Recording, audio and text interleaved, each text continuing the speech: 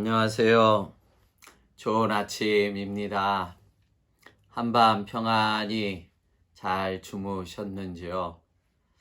참 개인적으로는 어제 마음이 참 많이 찹찹했던 한날입니다. 몇 분들이 또 전화를 주시면서 우리 교민들의 확진자가 생각보다 점점 늘어나는 것에 참 마음이 많이 무겁습니다. 또 그러던 차에 어제죠. 저에게는 그 전날에 한과정보에서 데이터를 보내주기에 봤습니다만 어제 확진자가 617명이었습니다. 600명대를 찍게 되는데 참 저희들이 더 힘써 기도하여서 속히 정점에서 꺾일 수 있도록 우리 힘써서 더 기도해야 될 줄로 믿습니다.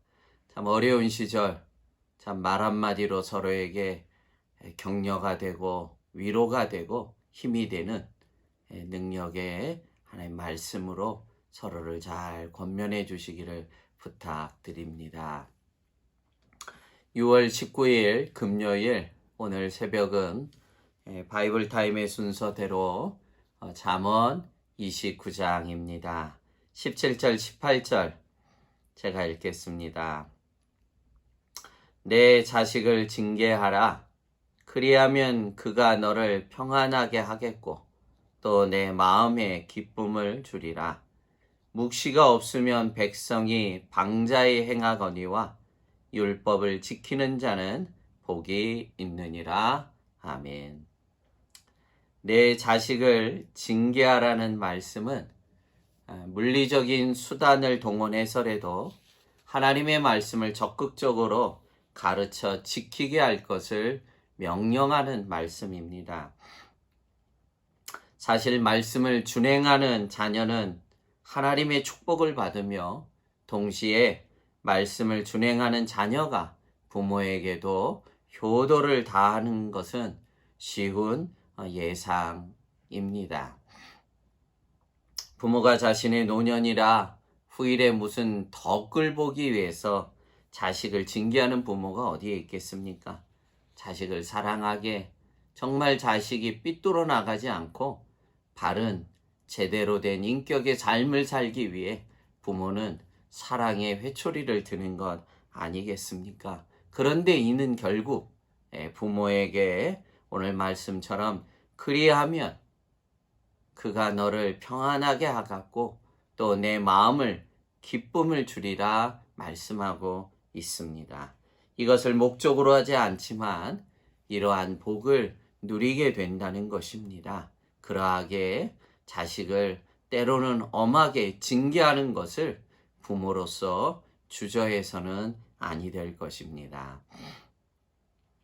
자식 농사가 제일 힘든 법이라고 참 우리는 옛 어른으로부터 귀한 말씀을 듣게 되고 참 부모가 되어보니 이해가 되는 말씀입니다.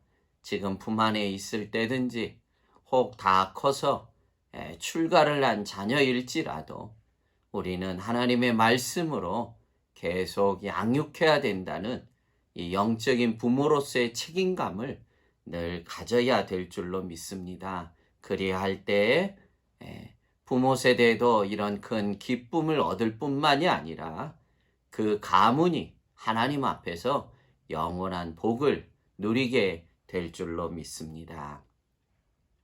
이는 가정사의 일만이 아니고 이는 동일한 연장선상에서 국가도 그러하다는 거예요. 나라도 동일하다는 것입니다.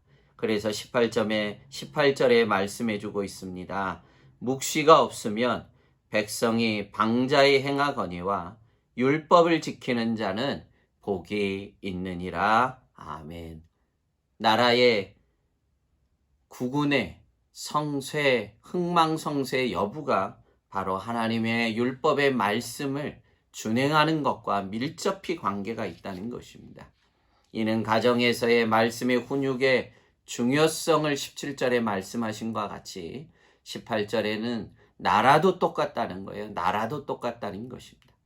여러분, 하나님의 말씀에 근간이 바로 서지 않으니까 얼마나 잡다한 것을 법으로 세우려고 사람들이 막 몸부림을 칩니까? 그래서 오늘 말씀에 묵시가 없으면 백성이 방자히 행하게 된다는 것입니다. 여러분, 방자하다는 것이 무엇입니까?